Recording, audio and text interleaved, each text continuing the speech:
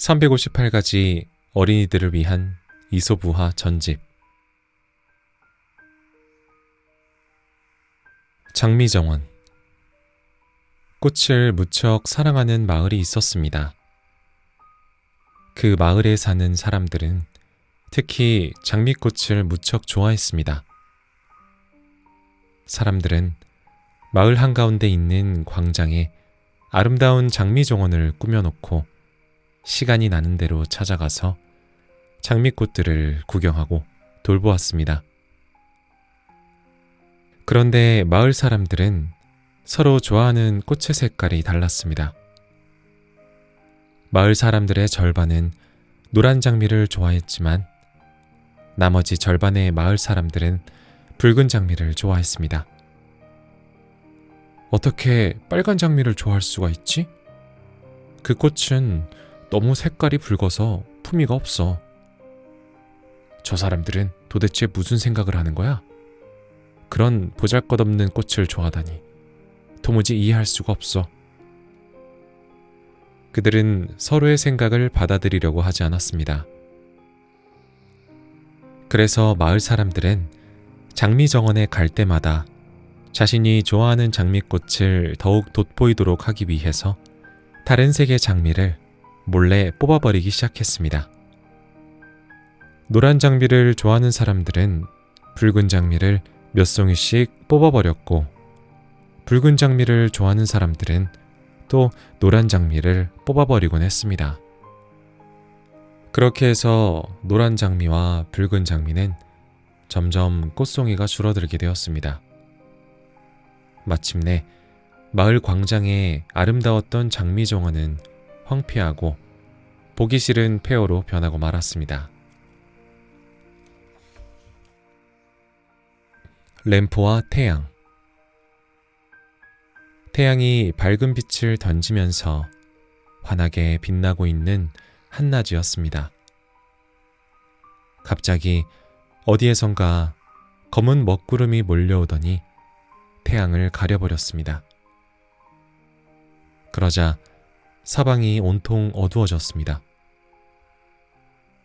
창가에 앉아서 바느질을 하고 있던 아낙네는 고개를 들어서 하늘을 바라보았습니다.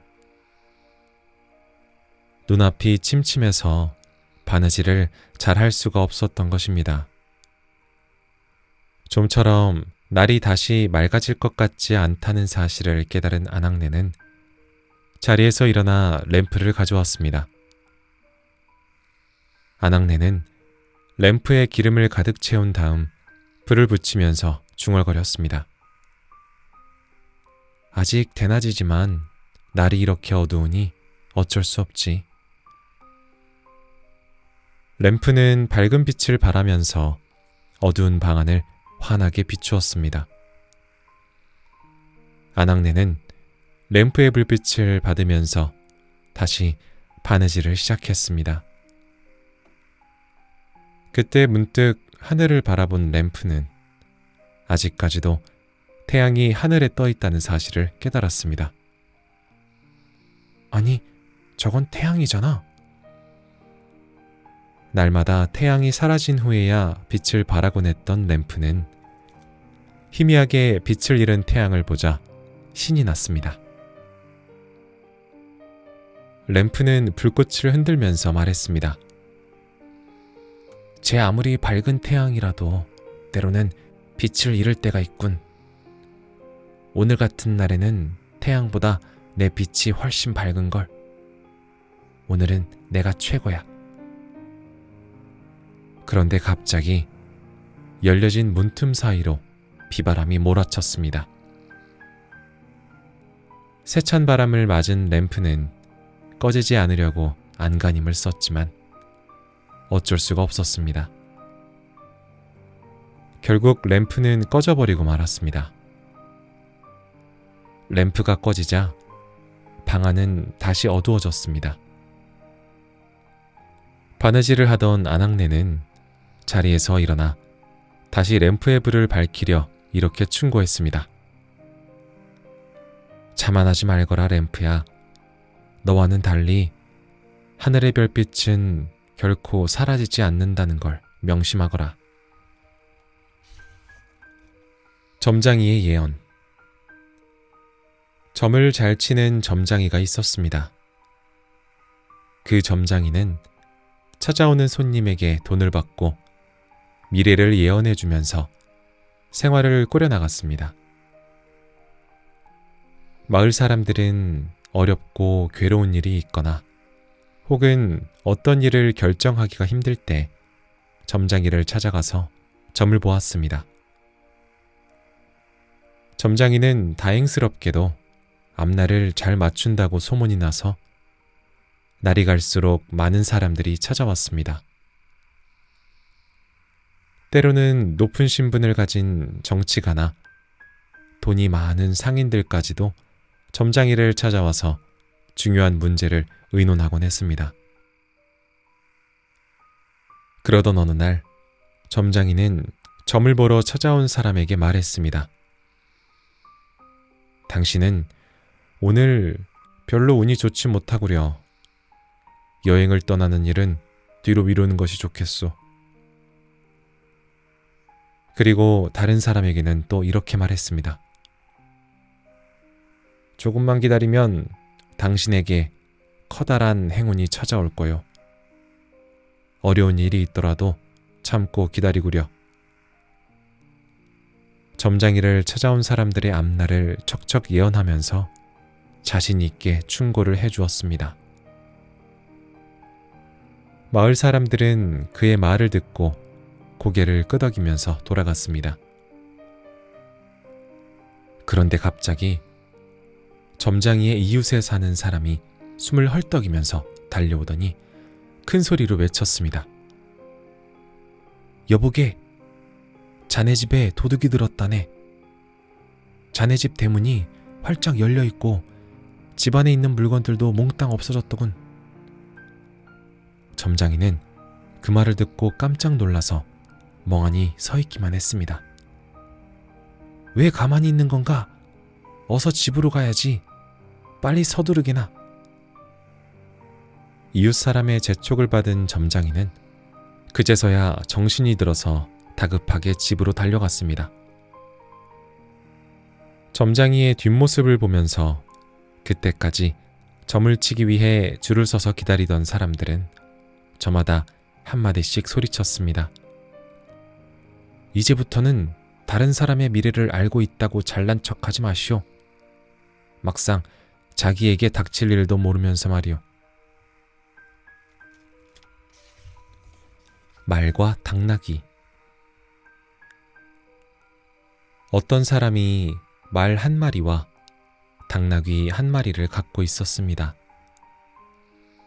그는 이 마을 저 마을을 돌아다니면서 장사를 하는 사람이었습니다. 그래서 항상 말과 당나귀의 등에 장사를 하기 위해 많은 물건을 싣고 다녔습니다. 어느 날 그 사람은 물건을 싣고 다른 마을로 이동하는 중이었습니다. 그런데 그 마을은 멀리 떨어진 곳에 있었을 뿐만 아니라 등에 진 짐도 평소보다 더 무거웠습니다. 그는 짐을 절반으로 나누어서 말과 당나귀에게 똑같은 양을 실었습니다. 말은 덩치도 크고 힘도 세었기 때문에 별로 힘들지 않았습니다. 하지만 당나귀는 몹시 지쳐 있었기 때문에 가만히 서 있는 것도 힘들 지경이었습니다. 당나귀가 말을 쳐다보면서 애원했습니다. 나를 좀 생각해서 내 짐을 자네가 조금 더 지고 가는 게 어떨까? 난 지금 너무 지쳐서 걸어갈 수도 없을 정도야. 제발 부탁하네. 그러자 말은 벌컥 화를 내면서 말했습니다. 무슨 소리야? 나도 몹시 힘들단 말이야. 말은 당나귀의 부탁을 냉정하게 거절했습니다. 당나귀는 얼마 걸어가지 못하고 그만 쓰러져서 죽고 말았습니다. 어휴, 이런. 당나귀가 죽어버렸네. 내가 너무 짐을 많이 실었나? 아마 병에 걸렸었나 보군. 그는 당나귀가 지고 있던 짐을 모두 말에게 옮겨 실었습니다. 그리고 당나귀의 가죽을 벗겨서 말 등에다가 얹었습니다.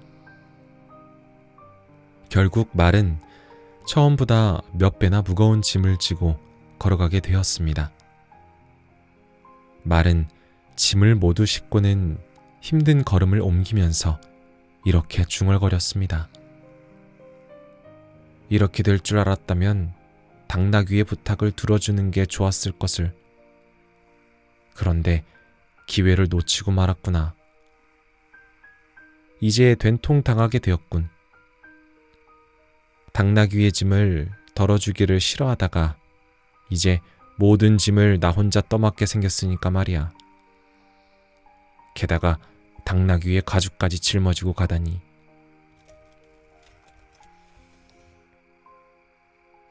늑대와 양. 배고픈 늑대가 양을 잡아 먹기 위해 살그머니 접근했습니다. 그런데 조심스럽게 양을 향해 살금살금 다가가던 늑대는 그만 개에게 들키고 말았습니다. 늑대는 개가 짖기 시작하자 재빨리 도망쳤습니다. 하지만 발빠른 개는 늑대를 따라가서 공격했습니다. 늑대는 필사적으로 달아났지만 그만 온몸에 많은 상처를 입고 말았습니다. 늑대는 피를 흘리면서 땅바닥에 쓰러졌습니다. 지치고 부상당한 늑대는 물을 마시고 싶었지만 몸을 움직일 수가 없었습니다. 그러다가 늑대는 우연히 양을 만나게 되었습니다. 허기가 지고 목이 몹시 마른 늑대는 양을 보자 평소와는 다른 친절한 태도로 대했습니다. 늑대는 애절한 눈빛으로 양에게 말했습니다. 나에게 마실 물을 갖다 준다면 2번 다시 너를 괴롭히지 않겠소. 늑대는 양이 물을 떠오면 물을 마시고 난 후에 기운을 회복해서 양을 잡아먹을 생각이었습니다. 하지만 양은 그런 늑대의 본심을 알고 있었습니다. 양이 늑대에게 말했습니다. 하지만 늑대야, 내가 너에게 마실 물을 주면 너는 기운을 차리고 당장 나를 잡아먹고 말 거야. 양은 상처 입은 늑대를 남겨둔 채 떠나가고 말았습니다. 물론 부상당한 늑대는 양을 쫓아갈 힘도 없었습니다. 연못 속의 개구리. 작은 연못에서 개구리들이 살아가고 있었습니다. 그들은 아무런 걱정도 없이 행복하게 살았습니다. 무더운 여름이 되었습니다. 햇빛이 뜨겁게 내리비치고 날씨는 점점 더 무더워지기 시작했습니다. 그런데 며칠 동안 비가 내리지 않아서 연못의 물이 점점 줄어들었습니다. 그래서 개구리들은 걱정을 하지 않을 수가 없었습니다. 어떻게 하지? 연못의 물이 점점 줄어들고 있어. 이러다간 연못이 바짝 말라서 우리가 더 이상 살 수 없게 될지도 모르겠어. 개구리들은 몹시 걱정했지만 비는 내릴 기미도 보이지 않았습니다. 결국 연못은 바짝 말라서 바닥을 드러내고 말았습니다. 개구리 한 마리가 울상을 지으면서 말했습니다. 우리는 여기에서 더 이상 살 수가 없어. 이제부터 어디에서 살아야 하지? 물이 있는 곳을 찾아보는 게 좋겠어. 자, 다른 연못을 찾아보자. 개구리들은 물이 있는 곳을 찾아서 여행을 떠났습니다. 하지만 물이 있는 곳을 발견하는 것은 쉬운 일이 아니었습니다. 가뭄으로 인해 다른 연못들도 거의 말라버렸기 때문입니다. 그러다가 개구리들은 깊은 우물을 발견했습니다. 개구리들은 머리를 숙이고 우물 속을 들여다보았습니다. 아주 깊은 우물 바닥에 물이 약간 고여 있었습니다. 야, 물이다. 여기에 물이 있어. 빨리 이리 와봐. 물을 발견한 개구리가 몹시 기뻐하면서 다른 개구리들을 불렀습니다. 우리는 오랫동안 고생을 하면서도 물을 찾지 못했어. 그런데 여기에서 물을 찾게 되었구나. 이제부터 여기에서 사는 게 좋겠어. 그러나 그 말을 듣고 우물 속을 들여다보던 다른 개구리가 굳은 표정으로 고개를 저으면서 말했습니다. 아니야, 안 되겠어. 만약 이 우물 속에 물마저 말라버린다면 우리는 다시 땅 위로 올라올 수가 없어.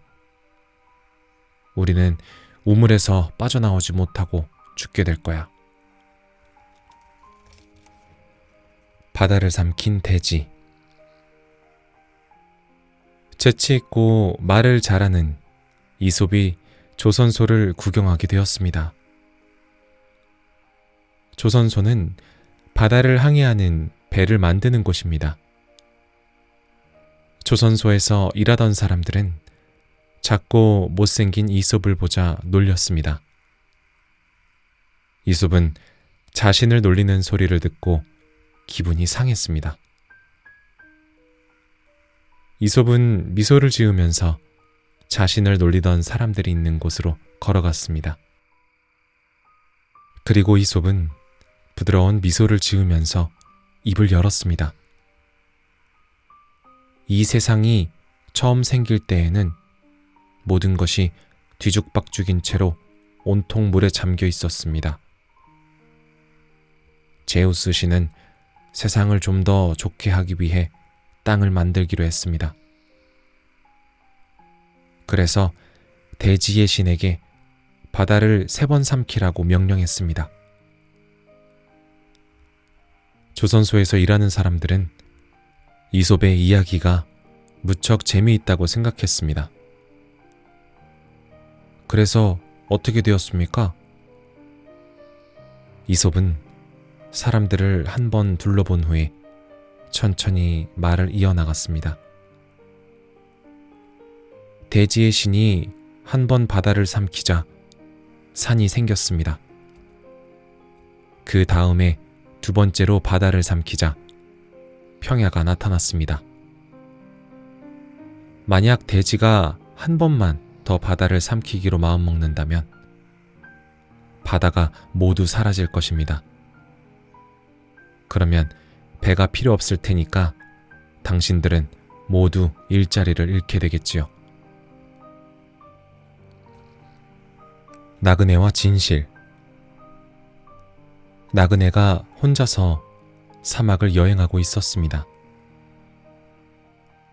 나그네는 신에게 경배를 드리기 위해 사원을 찾고 있었습니다. 나그네는 사막으로 들어서기 전에 지나온 마을에서 사원으로 가는 길을 물어보았습니다. 사람들은 사원으로 가기 위해서는 사막을 통과해야 한다고 말했습니다. 그래서 나그네는 혼자 넓은 사막을 돌아다니면서 사원으로 가는 길을 찾고 있었던 것입니다. 나그네는 열심히 사막을 가로질러 걸어갔습니다. 하지만 아무리 걸어가도 끝없는 사막만 이어질 뿐 사원은 보이지 않았습니다.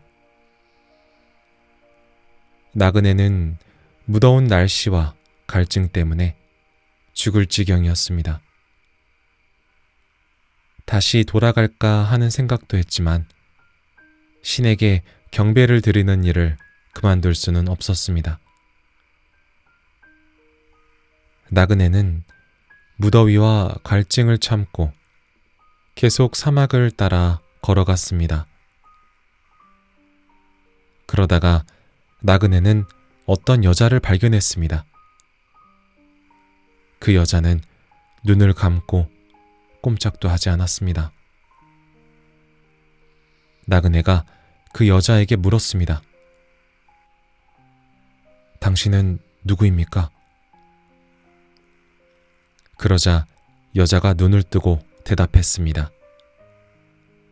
나는 진실입니다. 나그네는 알 수 없다는 표정을 지으면서 다시 물었습니다. 그런데 왜 마을을 떠나 이런 곳에서 살고 있습니까? 진실은 슬픈 얼굴로 나그네에게 대답했습니다. 처음에는 사람들이 모두 진실했습니다. 그런데 거짓말을 하는 사람이 몇 명 생기더니 시간이 갈수록 눈덩이처럼 불어났습니다. 그리고 이제는 어디를 가더라도 거짓말을 하는 사람들만 있습니다. 그들이 나를 이곳으로 내쫓았답니다. 당신이 마을에서 만났던 사람들도 모두 거짓말을 하는 사람들입니다. 그렇게 말하고 나서 진실은 다시 눈을 감았습니다. 그리고 그곳에서 꼼짝도 하지 않았습니다. 나그네는 비로소 사막에서 사원을 찾을 수 없다는 사실을 깨닫고 집으로 돌아갔습니다. 도둑과 어머니. 한 아이가 학교에서 친구의 공책을 훔쳤습니다. 그 아이는 공책을 집으로 들고 가서 어머니에게 보여드렸습니다. 어머니는 아들을 혼내지 않고 모르는 척 했습니다. 아들이 이번에는 망토를 훔쳐서 어머니에게 드렸습니다. 어머니는 기뻐하면서 받았습니다. 아이는 다른 사람의 물건을 훔치는 것을 아무렇지도 않게 생각하게 되었습니다. 시간이 흘러서 어른이 된 아이는 더 귀한 것을 훔쳐서 어머니에게 갖다 드렸습니다. 어머니, 이것을 받으세요. 다음에는 더 좋은 것을 갖다 드리겠어요. 그래, 고맙구나. 넌 재주도 좋구나. 어머니는 아들을 칭찬해 주었습니다. 그러던 어느 날 아들은 도둑질을 하다가 그만 잡히고 말았습니다. 아들은 손을 등 뒤로 묶인 채 재판관 앞으로 끌려 나왔습니다. 그의 어머니는 아들이 잡혔다는 소식을 듣고는 그를 따라와서 가슴을 치며 통곡을 했습니다. 내 아들아, 어쩌다가 너가 이렇게 되었니? 이게 도대체 어떻게 된 일이냐? 아들은 어머니가 있는 곳으로 다가갔습니다. 그리고 작은 목소리로 어머니에게 말했습니다. 어머니의 귀에 대고 할 말이 있습니다. 오냐. 어머니는 몸을 구부려서 자신의 귀를 아들의 입 가까이 갖다 대었습니다. 그 순간 아들은 어머니의 귀를 세게 물었습니다. 어머니는 깜짝 놀라 화를 내면서 아들을 야단쳤습니다. 야, 이 녀석아, 너는 나쁜 짓만 골라서 하는구나. 그러자 아들이 어머니를 향해 말했습니다. 내가 처음 공책을 훔쳐왔을 때 어머니가 지금처럼 꾸중하시거나 나를 때려주었더라면 이렇게 법정에 서서 재판을 기다리는 신세가 되지 않았을 것입니다. 애꾸는 사슴. 한쪽 눈이 보이지 않는 사슴이 있었습니다. 이 사슴은 태어날 때부터 한쪽 눈이 전혀 보이지 않았습니다. 애꾸는 사슴은 항상 주위를 게을리하지 않았습니다. 한쪽 눈을 가지고는 무서운 동물이나 사냥꾼들이 다가오는 것을 잘 알 수가 없었기 때문에 더욱 조심스럽게 행동했던 것입니다. 그러던 어느 날 애꾸는 사슴은 어린 나뭇잎을 따먹기 위해 바닷가로 나갔습니다. 애꾸는 사슴은 사냥꾼이 다가오는지 감시하기 위해 잘 보이는 눈을 육지 쪽으로 향하게 하고 안 보이는 눈은 바다 쪽으로 향하게 했습니다. 바다 쪽에는 별로 위험한 일이 없을 것이라고 생각했던 것입니다. 애꾸는 사슴은 육지를 경계하면서 열심히 나뭇잎을 따먹고 있었습니다. 그런데 배를 타고 그 부근을 지나가던 바다의 밀렵꾼들이 사슴을 발견했습니다. 밀렵꾼들은 사슴을 향해 살금살금 다가갔습니다. 그러나 바다 쪽으로 향한 눈이 전혀 보이지 않는 사슴은 아무런 위험도 없다고 생각하면서 계속 나뭇잎을 따먹었습니다. 밀렵꾼들은 가까이 다가와서 사슴을 향해 화살을 쏘았습니다. 이 화살이 어디에서 날라왔지? 애꾸는 사슴은 깜짝 놀라서 몸을 피했지만 이미 때는 늦었습니다. 애꾸는 사슴은 화살을 맞고 이렇게 말했습니다. 참으로 억울한 일이구나. 나는 육지 쪽이 위험할 줄 알고 그쪽을 조심하고 바다 쪽은 위험이 없을 것이라고 생각하고 마음을 놓았는데 오히려 바다 쪽이 더 위험했다니. 황금알을 낳는 암탉. 어떤 남자가 아름다운 암탉 한 마리를 기르고 있었습니다. 그런데 그 암탉은 보통 암탉이 아니었습니다. 그 암탉은 황금알을 낳는 특별한 닭이었습니다. 남자는 암탉을 정성스럽게 길렀습니다. 그 암탉은 하루에 한 알씩 황금알을 낳았습니다. 그 덕분에 남자는 부자가 될 수 있었습니다. 그 남자는 황금알을 낳는 암탉을 잘 살펴보았습니다. 그러던 어느 날 갑자기 이런 생각이 들었습니다. 암탉은 하루에 한 개씩만 황금알을 낳잖아. 하지만 저 암탉의 뱃속에는 수많은 황금알이 들어있을 거야. 그걸 한꺼번에 꺼내서 내다 팔면 나는 큰 부자가 될 수 있어. 그래, 알을 하나씩 낳기를 기다리지 말고 암탉을 잡아서 알을 모두 꺼내야지. 그 남자는 곧 암탉을 잡아서 배를 갈랐습니다. 남자는 서둘러 암탉의 뱃속을 들여다보았습니다. 그러나 많은 황금알이 들어있을 거라고 생각했던 암탉의 뱃속은 다른 암탉과 똑같았습니다. 그렇게 해서 암탉은 죽어버렸고 그 남자는 이제 더 이상 황금알을 가질 수 없게 되었습니다. 암탉의 주인은 자신의 어리석음을 한탄했습니다. 아, 나는 왜 이렇게 어리석단 말인가. 큰 욕심을 부리다가 아무것도 얻을 수 없게 되고 말았구나. 하지만 후회해도 소용없는 일이었습니다. 농부와 늑대. 소에 멍에를 씌워서 농사일을 하는 농부가 있었습니다. 농부는 소를 끌고 열심히 밭을 갈았습니다. 농부의 이마에는 땀이 송글송글 맺히고 소도 지쳐서 숨을 헐떡거렸습니다.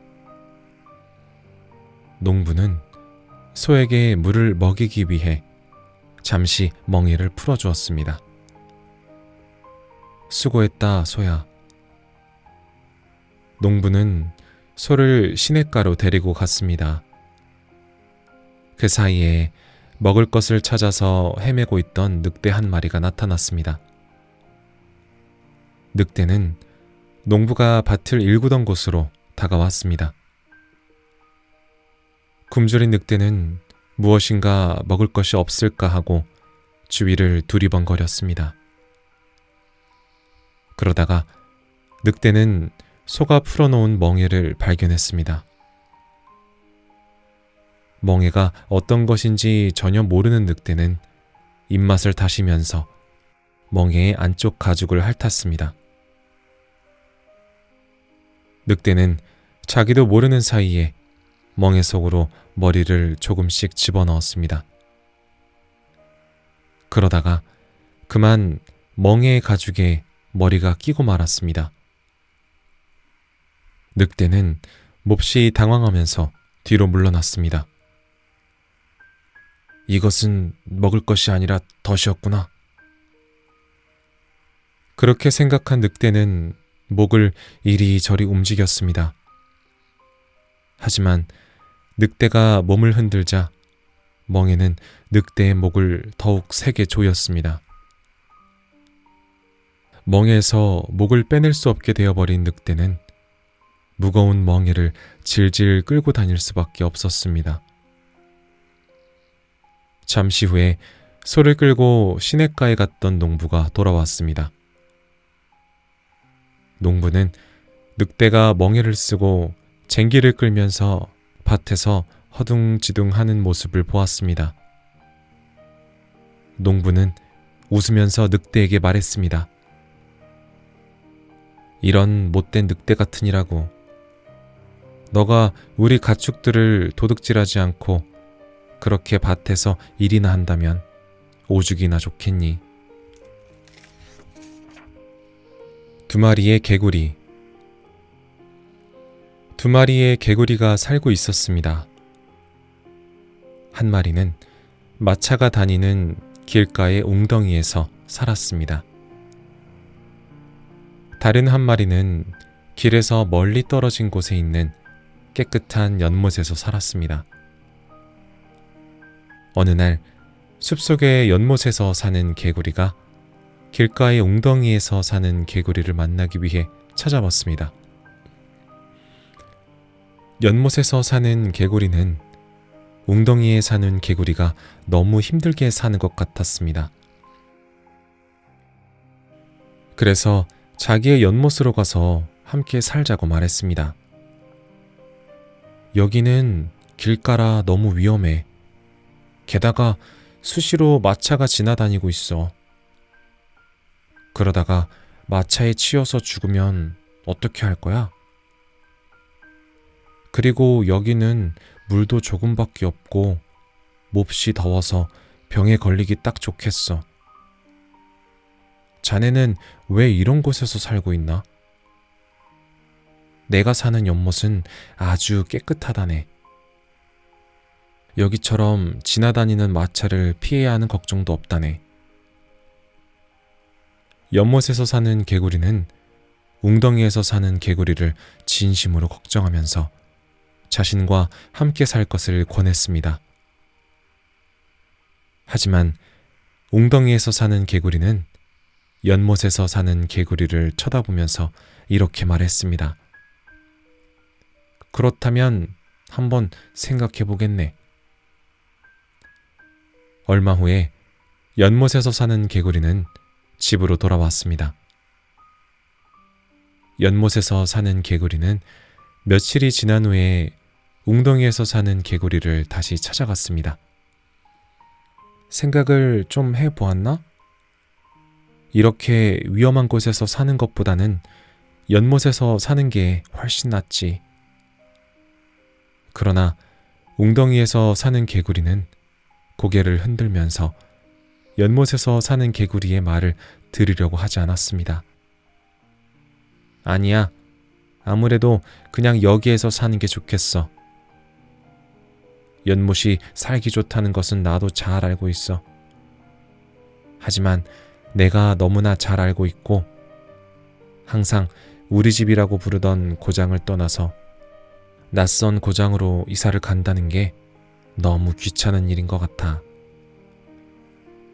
아니, 이 사람아. 귀찮다고 해서 이렇게 위험한 곳에서 살겠다는 거야? 살기 좋은 연못이 가까운 곳에 있는데? 그래. 웅덩이에서 사는 개구리는 귀찮아하며 친구의 말을 들으려고 하지 않았습니다. 연못에서 사는 개구리는 어쩔 수 없이 자신이 사는 연못으로 돌아왔습니다. 얼마 후에 웅덩이에서 사는 개구리는 결국 마차의 수레바퀴에 깔려서 죽고 말았습니다.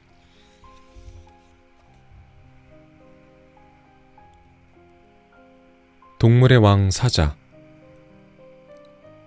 여우 한 마리가 자기보다 힘이 센 사자를 질투하고 있었습니다. 우연히 길을 가다가 사자를 만나게 되면 여우는 이렇게 말했습니다. 사자님, 안녕하세요.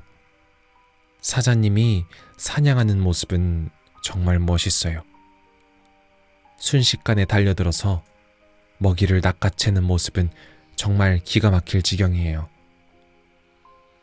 하지만 사자가 지나가고 나면 여우의 태도는 완전히 바뀌어서 이렇게 투덜거렸습니다.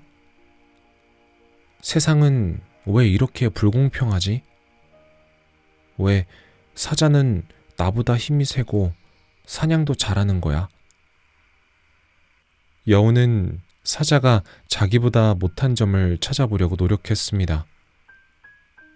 하지만 여우는 어떤 점에서도 사자를 이길 수가 없었습니다. 그러던 어느 날 여우는 드디어 사자가 자기보다 못한 점을 발견하게 되었습니다.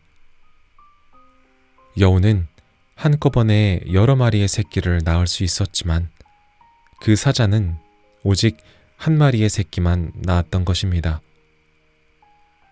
여우는 사자를 찾아가서 이렇게 말했습니다. 사자님은 용감하고 힘도 아주 세지요. 그런데 왜 새끼는 한 마리밖에 낳지 못하는 겁니까? 여우인 저도 한꺼번에 여러 마리를 낳을 수 있는데 말이죠. 그러자 사자는 태연하게 여우를 쳐다보면서 말했습니다. 하지만 여우야, 비록 한 마리라고 하더라도 내가 낳는 건 바로 동물의 왕 사자란다. 난 여우 새끼 따위는 낳지 않아.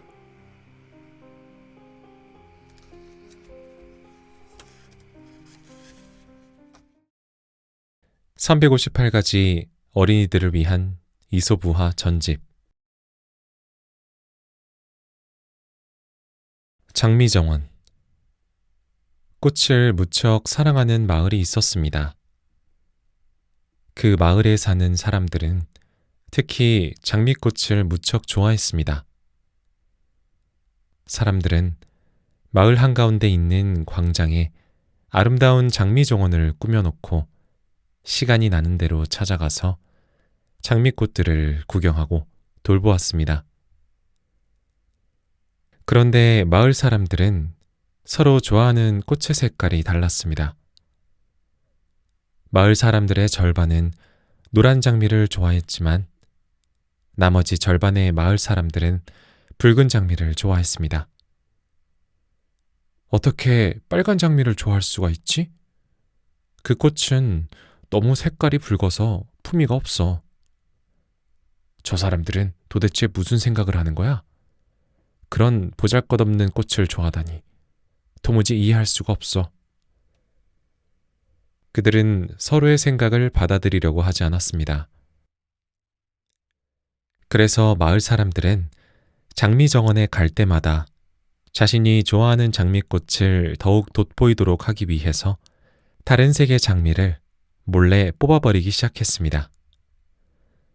노란 장미를 좋아하는 사람들은 붉은 장미를 몇 송이씩 뽑아버렸고, 붉은 장미를 좋아하는 사람들은 또 노란 장미를 뽑아버리곤 했습니다. 그렇게 해서 노란 장미와 붉은 장미는 점점 꽃송이가 줄어들게 되었습니다. 마침내 마을 광장의 아름다웠던 장미 정원은 황폐하고 보기 싫은 폐허로 변하고 말았습니다. 램프와 태양. 태양이 밝은 빛을 던지면서 환하게 빛나고 있는 한낮이었습니다. 갑자기 어디에선가 검은 먹구름이 몰려오더니 태양을 가려버렸습니다. 그러자 사방이 온통 어두워졌습니다. 창가에 앉아서 바느질을 하고 있던 아낙네는 고개를 들어서 하늘을 바라보았습니다. 눈앞이 침침해서 바느질을 잘 할 수가 없었던 것입니다. 좀처럼 날이 다시 맑아질 것 같지 않다는 사실을 깨달은 아낙네는 자리에서 일어나 램프를 가져왔습니다. 아낙네는 램프에 기름을 가득 채운 다음 불을 붙이면서 중얼거렸습니다. 아직 대낮이지만 날이 이렇게 어두우니 어쩔 수 없지.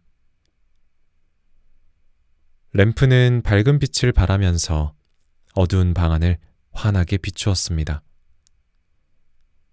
아낙네는 램프의 불빛을 받으면서 다시 바느질을 시작했습니다.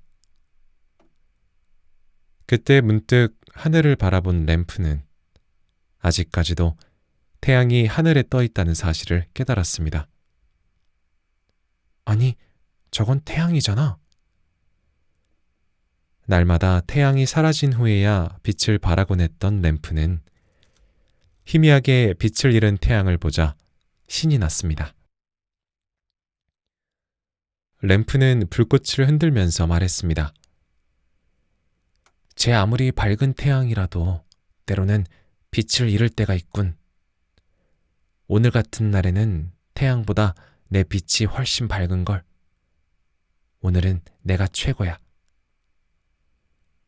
그런데 갑자기 열려진 문틈 사이로 비바람이 몰아쳤습니다.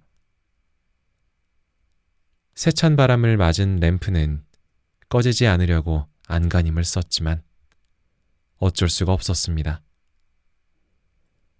결국 램프는 꺼져버리고 말았습니다.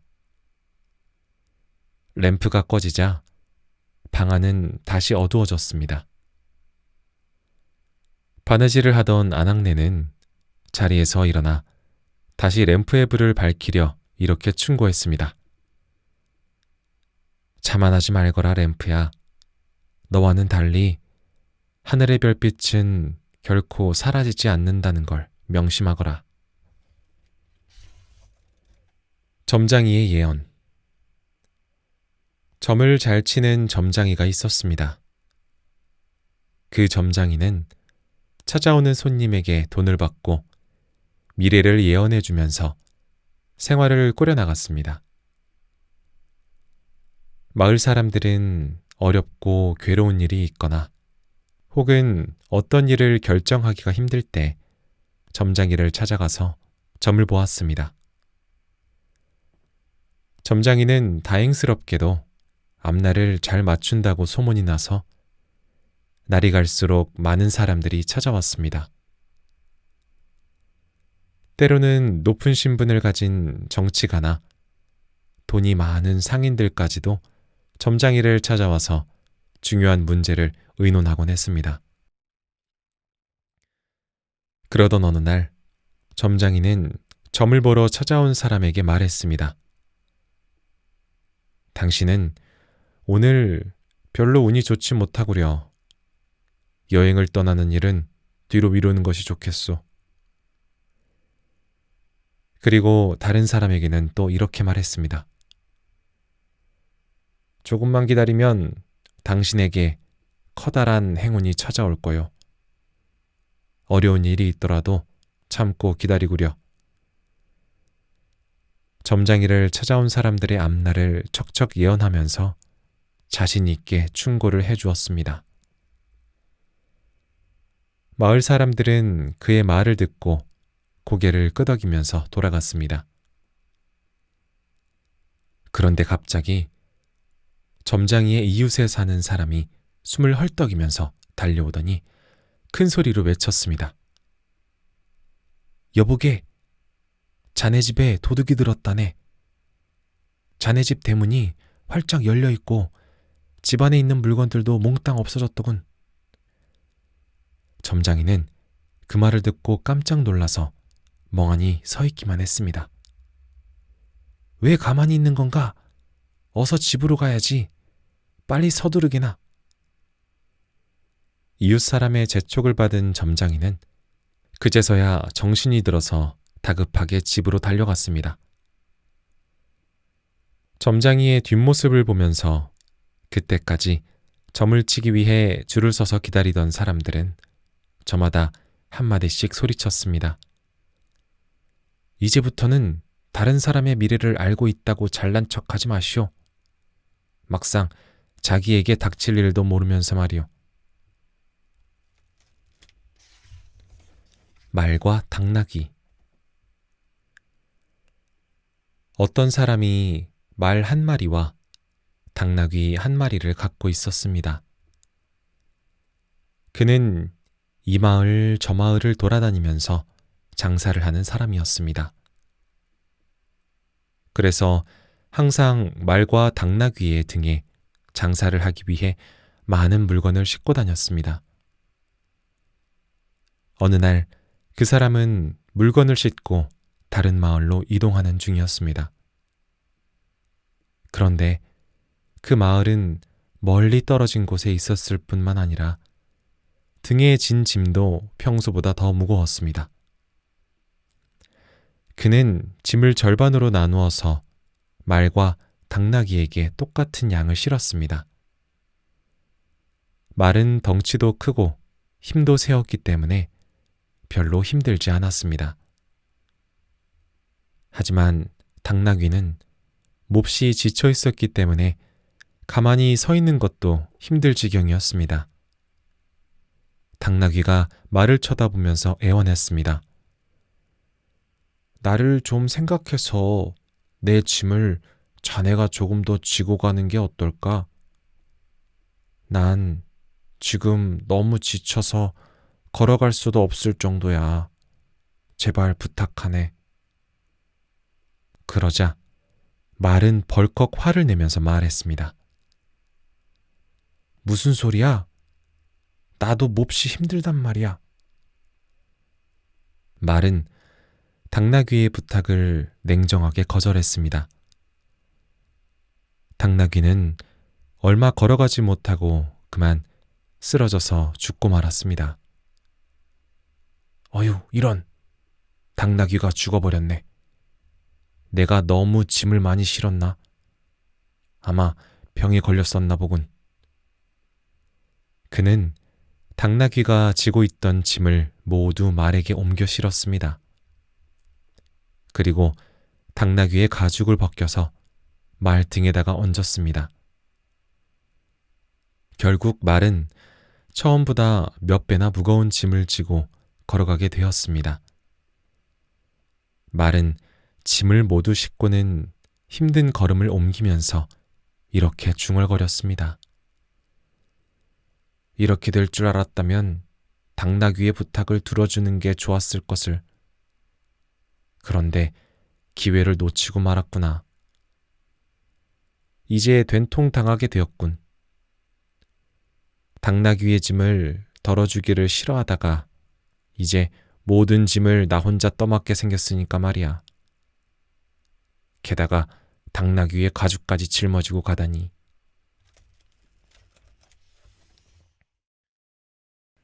늑대와 양. 배고픈 늑대가 양을 잡아먹기 위해 살그머니 접근했습니다. 그런데 조심스럽게 양을 향해 살금살금 다가가던 늑대는 그만 개에게 들키고 말았습니다. 늑대는 개가 짖기 시작하자 재빨리 도망쳤습니다. 하지만 발빠른 개는 늑대를 따라가서 공격했습니다. 늑대는 필사적으로 달아났지만 그만 온몸에 많은 상처를 입고 말았습니다. 늑대는 피를 흘리면서 땅바닥에 쓰러졌습니다. 지치고 부상당한 늑대는 물을 마시고 싶었지만 몸을 움직일 수가 없었습니다. 그러다가 늑대는 우연히 양을 만나게 되었습니다. 허기가 지고 목이 몹시 마른 늑대는 양을 보자 평소와는 다른 친절한 태도로 대했습니다. 늑대는 애절한 눈빛으로 양에게 말했습니다. 나에게 마실 물을 갖다 준다면 2번 다시 너를 괴롭히지 않겠소. 늑대는 양이 물을 떠오면 물을 마시고 난 후에 기운을 회복해서 양을 잡아먹을 생각이었습니다. 하지만 양은 그런 늑대의 본심을 알고 있었습니다. 양이 늑대에게 말했습니다. 하지만 늑대야, 내가 너에게 마실 물을 주면 너는 기운을 차리고 당장 나를 잡아먹고 말 거야. 양은 상처 입은 늑대를 남겨둔 채 떠나가고 말았습니다. 물론 부상당한 늑대는 양을 쫓아갈 힘도 없었습니다. 연못 속의 개구리. 작은 연못에서 개구리들이 살아가고 있었습니다. 그들은 아무런 걱정도 없이 행복하게 살았습니다. 무더운 여름이 되었습니다. 햇빛이 뜨겁게 내리비치고 날씨는 점점 더 무더워지기 시작했습니다. 그런데 며칠 동안 비가 내리지 않아서 연못의 물이 점점 줄어들었습니다. 그래서 개구리들은 걱정을 하지 않을 수가 없었습니다. 어떻게 하지? 연못의 물이 점점 줄어들고 있어. 이러다간 연못이 바짝 말라서 우리가 더 이상 살 수 없게 될지도 모르겠어. 개구리들은 몹시 걱정했지만 비는 내릴 기미도 보이지 않았습니다. 결국 연못은 바짝 말라서 바닥을 드러내고 말았습니다. 개구리 한 마리가 울상을 지으면서 말했습니다. 우리는 여기에서 더 이상 살 수가 없어. 이제부터 어디에서 살아야 하지? 물이 있는 곳을 찾아보는 게 좋겠어. 자, 다른 연못을 찾아보자. 개구리들은 물이 있는 곳을 찾아서 여행을 떠났습니다. 하지만 물이 있는 곳을 발견하는 것은 쉬운 일이 아니었습니다. 가뭄으로 인해 다른 연못들도 거의 말라버렸기 때문입니다. 그러다가 개구리들은 깊은 우물을 발견했습니다. 개구리들은 머리를 숙이고 우물 속을 들여다보았습니다. 아주 깊은 우물 바닥에 물이 약간 고여 있었습니다. 야, 물이다! 여기에 물이 있어. 빨리 이리 와봐. 물을 발견한 개구리가 몹시 기뻐하면서 다른 개구리들을 불렀습니다. 우리는 오랫동안 고생을 하면서도 물을 찾지 못했어. 그런데 여기에서 물을 찾게 되었구나. 이제부터 여기에서 사는 게 좋겠어. 그러나 그 말을 듣고 우물 속을 들여다보던 다른 개구리가 굳은 표정으로 고개를 저으면서 말했습니다. 아니야, 안 되겠어. 만약 이 우물 속에 물마저 말라버린다면 우리는 다시 땅 위로 올라올 수가 없어. 우리는 우물에서 빠져나오지 못하고 죽게 될 거야. 바다를 삼킨 돼지. 재치 있고 말을 잘하는 이솝이 조선소를 구경하게 되었습니다. 조선소는 바다를 항해하는 배를 만드는 곳입니다. 조선소에서 일하던 사람들은 작고 못생긴 이솝을 보자 놀렸습니다. 이솝은 자신을 놀리는 소리를 듣고 기분이 상했습니다. 이솝은 미소를 지으면서 자신을 놀리던 사람들이 있는 곳으로 걸어갔습니다. 그리고 이솝은 부드러운 미소를 지으면서 입을 열었습니다. 이 세상이 처음 생길 때에는 모든 것이 뒤죽박죽인 채로 온통 물에 잠겨 있었습니다. 제우스 신은 세상을 좀 더 좋게 하기 위해 땅을 만들기로 했습니다. 그래서 대지의 신에게 바다를 3번 삼키라고 명령했습니다. 조선소에서 일하는 사람들은 이솝의 이야기가 무척 재미있다고 생각했습니다. 그래서 어떻게 되었습니까? 이솝은 사람들을 한 번 둘러본 후에 천천히 말을 이어나갔습니다. 대지의 신이 한 번 바다를 삼키자 산이 생겼습니다. 그 다음에 2번째로 바다를 삼키자 평야가 나타났습니다. 만약 대지가 한 번만 더 바다를 삼키기로 마음먹는다면 바다가 모두 사라질 것입니다. 그러면 배가 필요 없을 테니까 당신들은 모두 일자리를 잃게 되겠지요. 나그네와 진실. 나그네가 혼자서 사막을 여행하고 있었습니다. 나그네는 신에게 경배를 드리기 위해 사원을 찾고 있었습니다. 나그네는 사막으로 들어서기 전에 지나온 마을에서 사원으로 가는 길을 물어보았습니다. 사람들은 사원으로 가기 위해서는 사막을 통과해야 한다고 말했습니다. 그래서 나그네는 혼자 넓은 사막을 돌아다니면서 사원으로 가는 길을 찾고 있었던 것입니다. 나그네는 열심히 사막을 가로질러 걸어갔습니다. 하지만 아무리 걸어가도 끝없는 사막만 이어질 뿐 사원은 보이지 않았습니다. 나그네는 무더운 날씨와 갈증 때문에 죽을 지경이었습니다. 다시 돌아갈까 하는 생각도 했지만 신에게 경배를 드리는 일을 그만둘 수는 없었습니다.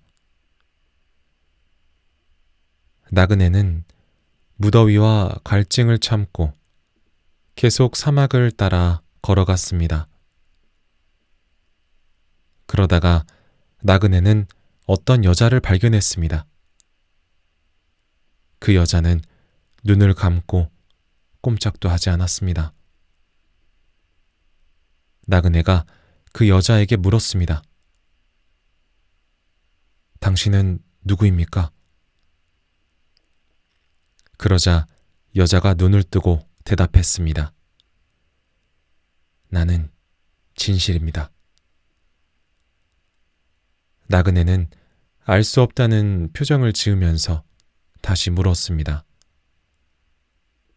그런데 왜 마을을 떠나 이런 곳에서 살고 있습니까? 진실은 슬픈 얼굴로 나그네에게 대답했습니다. 처음에는 사람들이 모두 진실했습니다. 그런데 거짓말을 하는 사람이 몇 명 생기더니 시간이 갈수록 눈덩이처럼 불어났습니다. 그리고 이제는 어디를 가더라도 거짓말을 하는 사람들만 있습니다. 그들이 나를 이곳으로 내쫓았답니다. 당신이 마을에서 만났던 사람들도 모두 거짓말을 하는 사람들입니다. 그렇게 말하고 나서 진실은 다시 눈을 감았습니다. 그리고 그곳에서 꼼짝도 하지 않았습니다. 나그네는 비로소 사막에서 사원을 찾을 수 없다는 사실을 깨닫고 집으로 돌아갔습니다. 도둑과 어머니. 한 아이가 학교에서 친구의 공책을 훔쳤습니다. 그 아이는 공책을 집으로 들고 가서 어머니에게 보여드렸습니다. 어머니는 아들을 혼내지 않고 모르는 척 했습니다. 아들이 이번에는 망토를 훔쳐서 어머니에게 드렸습니다. 어머니는 기뻐하면서 받았습니다. 아이는 다른 사람의 물건을 훔치는 것을 아무렇지도 않게 생각하게 되었습니다. 시간이 흘러서 어른이 된 아이는 더 귀한 것을 훔쳐서 어머니에게 갖다 드렸습니다. 어머니, 이것을 받으세요. 다음에는 더 좋은 것을 갖다 드리겠어요. 그래, 고맙구나. 넌 재주도 좋구나.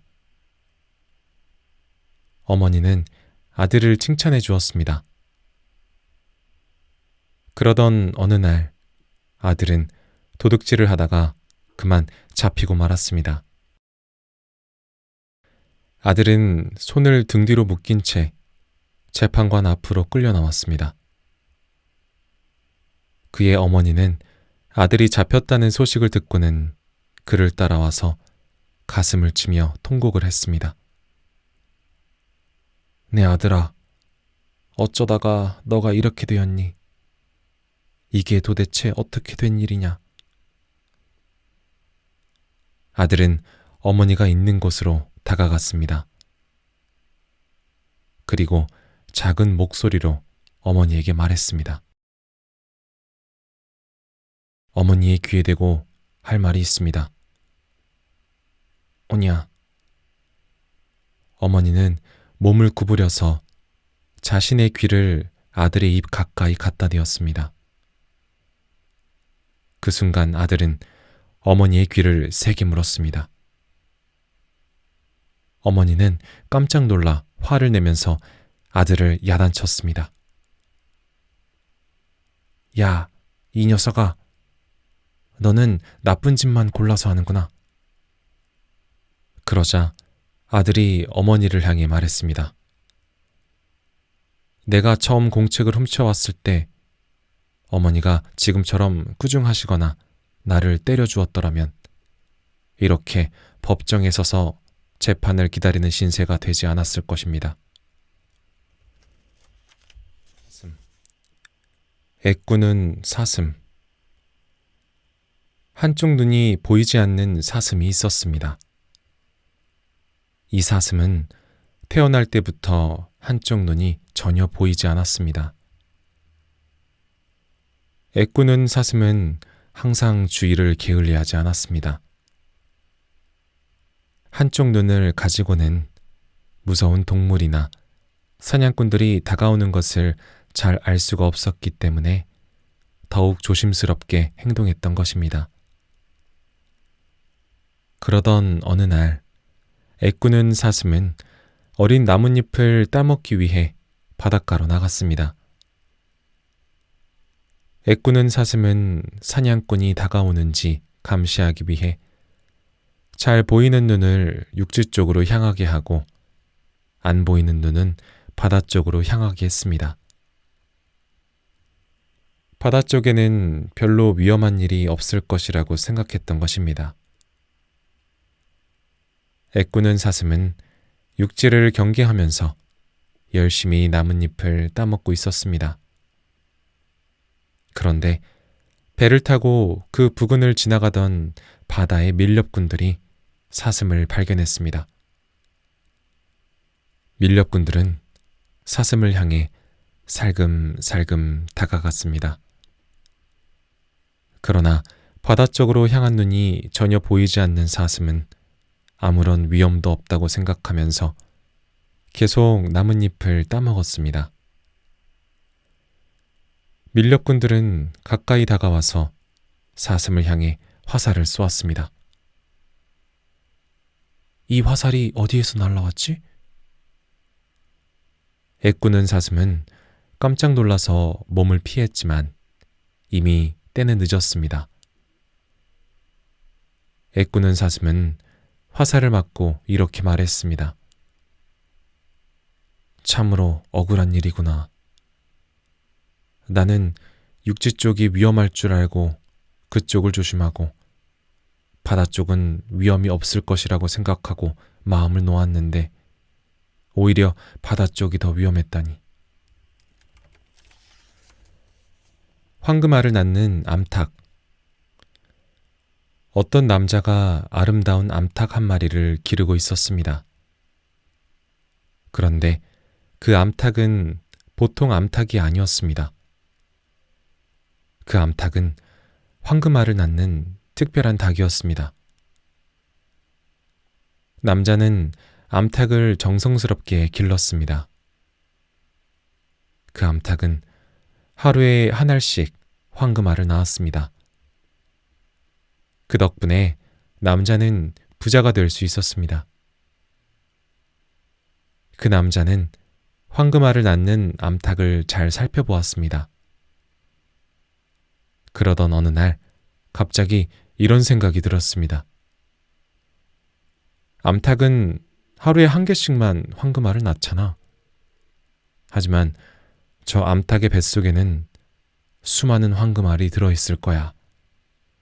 그걸 한꺼번에 꺼내서 내다 팔면 나는 큰 부자가 될 수 있어.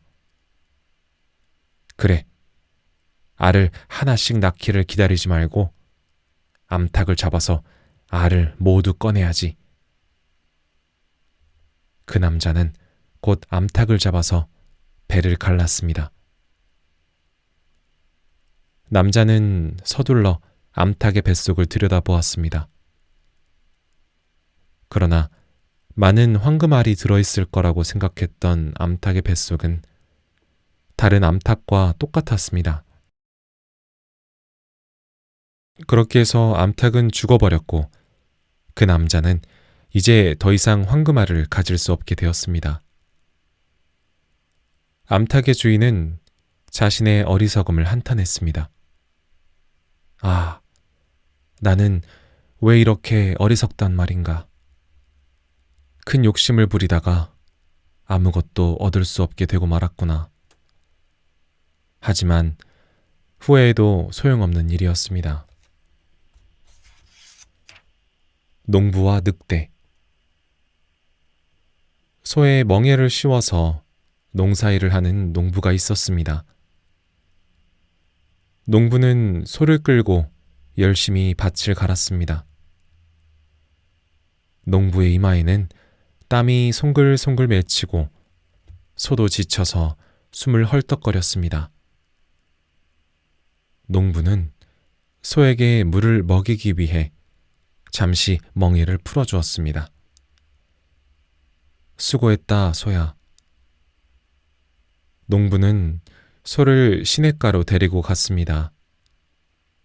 그 사이에 먹을 것을 찾아서 헤매고 있던 늑대 한 마리가 나타났습니다.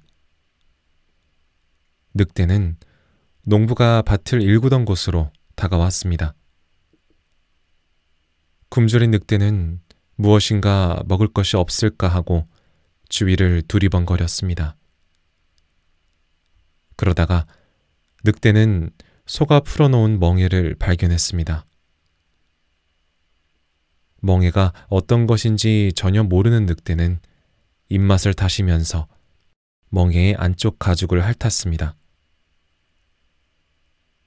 늑대는 자기도 모르는 사이에 멍에 속으로 머리를 조금씩 집어넣었습니다.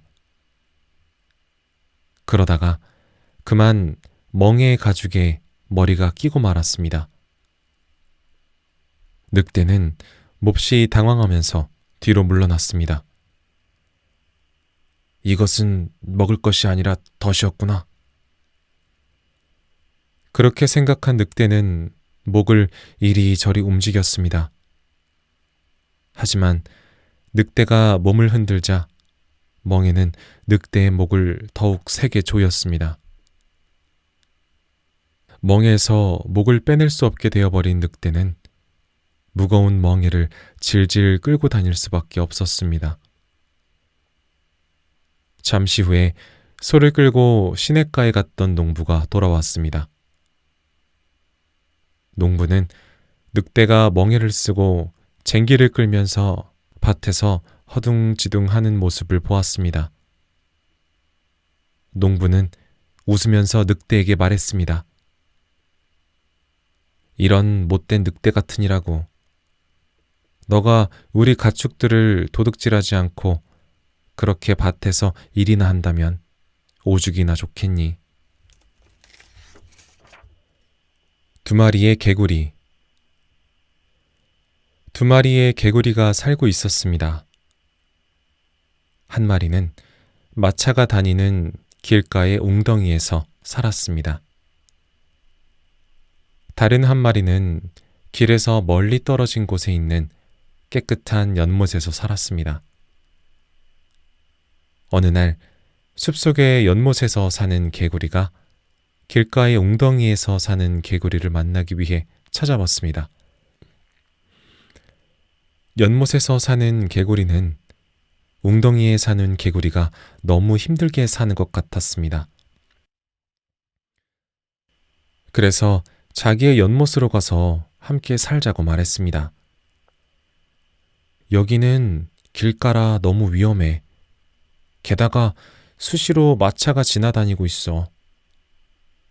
그러다가 마차에 치여서 죽으면 어떻게 할 거야? 그리고 여기는 물도 조금밖에 없고 몹시 더워서 병에 걸리기 딱 좋겠어. 자네는 왜 이런 곳에서 살고 있나? 내가 사는 연못은 아주 깨끗하다네. 여기처럼 지나다니는 마차를 피해야 하는 걱정도 없다네.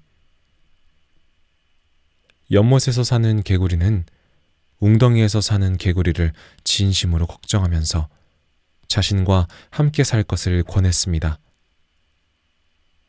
하지만 웅덩이에서 사는 개구리는 연못에서 사는 개구리를 쳐다보면서 이렇게 말했습니다. 그렇다면 한번 생각해 보겠네. 얼마 후에 연못에서 사는 개구리는 집으로 돌아왔습니다.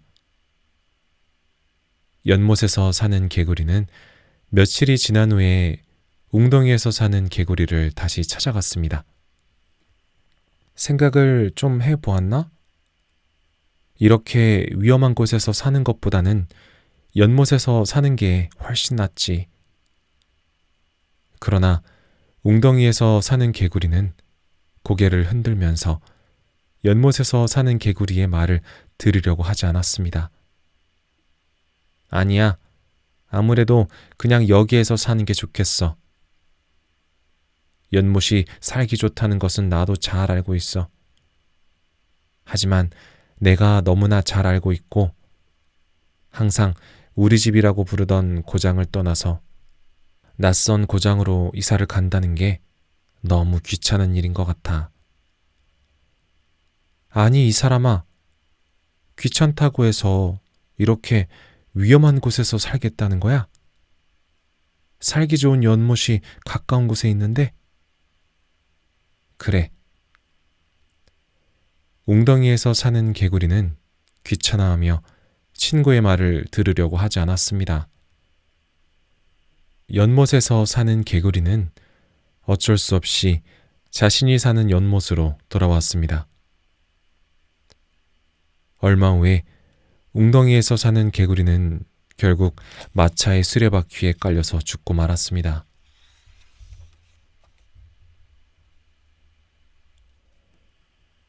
동물의 왕 사자. 여우 한 마리가 자기보다 힘이 센 사자를 질투하고 있었습니다. 우연히 길을 가다가 사자를 만나게 되면 여우는 이렇게 말했습니다. 사자님, 안녕하세요. 사자님이 사냥하는 모습은 정말 멋있어요. 순식간에 달려들어서 먹이를 낚아채는 모습은 정말 기가 막힐 지경이에요. 하지만 사자가 지나가고 나면 여우의 태도는 완전히 바뀌어서 이렇게 투덜거렸습니다. 세상은 왜 이렇게 불공평하지? 왜 사자는 나보다 힘이 세고 사냥도 잘하는 거야? 여우는 사자가 자기보다 못한 점을 찾아보려고 노력했습니다. 하지만 여우는 어떤 점에서도 사자를 이길 수가 없었습니다. 그러던 어느 날, 여우는 드디어 사자가 자기보다 못한 점을 발견하게 되었습니다. 여우는 한꺼번에 여러 마리의 새끼를 낳을 수 있었지만 그 사자는 오직 한 마리의 새끼만 낳았던 것입니다. 여우는 사자를 찾아가서 이렇게 말했습니다. 사자님은 용감하고 힘도 아주 세지요. 그런데 왜 새끼는 한 마리밖에 낳지 못하는 겁니까? 여우인 저도 한꺼번에 여러 마리를 낳을 수 있는데 말이죠. 그러자 사자는 태연하게 여우를 쳐다보면서 말했습니다. 하지만 여우야, 비록 한 마리라고 하더라도 내가 낳는 건 바로 동물의 왕 사자란다. 난 여우 새끼 따위는 낳지 않아.